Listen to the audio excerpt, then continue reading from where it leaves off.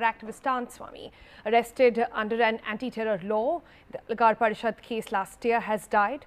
His lawyer informed the Bombay High Court on Monday. The 84-year-old priest had been on a ventilator support since his health worsened yesterday. He has been in jail in Mumbai and was being treated at the Holy Family Hospital in Mumbai following the court order on May 28th. And last week, Stan Swamy had filed a fresh plea for bail in High Court as well, challenging the stringent conditions of bail to an accused charged under the UAPA Act. Stan Swamy and other accused in the case had repeatedly complained of inadequate health facilities in the prison near Mumbai, where they had been jailed during this entire period. For a context on this story and more on that, Srinivasan Jain joins us. Vasu, over to you.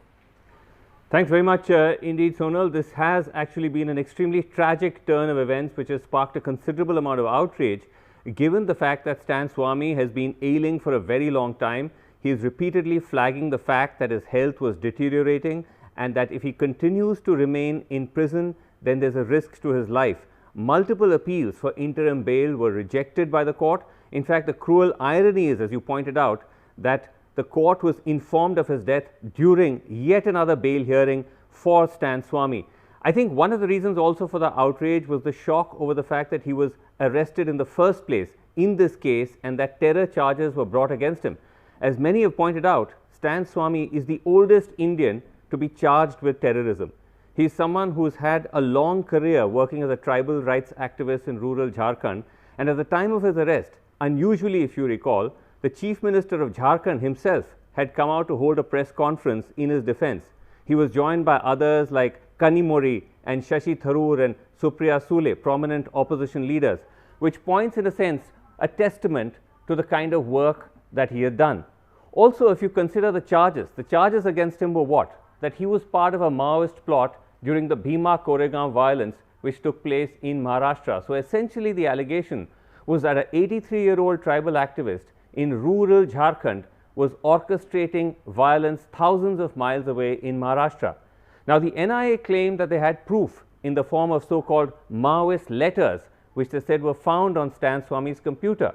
Remember, these are charges that were brought against many of the others who were arrested in the Bhima-Koregaon case, that their computers contained this Maoist communication.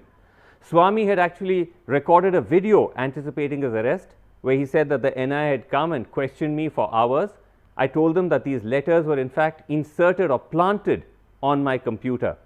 Independently, Sonal, if you recall, earlier this year, a US-based forensic firm called Arsenal Consulting had actually done a report or a series of reports which pointed out that these letters had in fact indeed been planted in the computers of the accused. They'd done the forensic analysis of the hard drive of one of the accused, Rona Wilson, and found that close to 34 letters had been planted by a cyber attacker over the period of several years, bolstering the claim that the charges against Stan Swamy and many of the Bhima-Koregaon accused may be highly questionable, and hence the repeated claim to grant clemency, the repeated demand to grant some form of clemency, some form of bail to many of them who, like Stan Swamy, are old and ailing. Varavara Rao, Sudha Bharadwaj, who continue to remain in jail and who continue to be in fragile health, especially during a pandemic.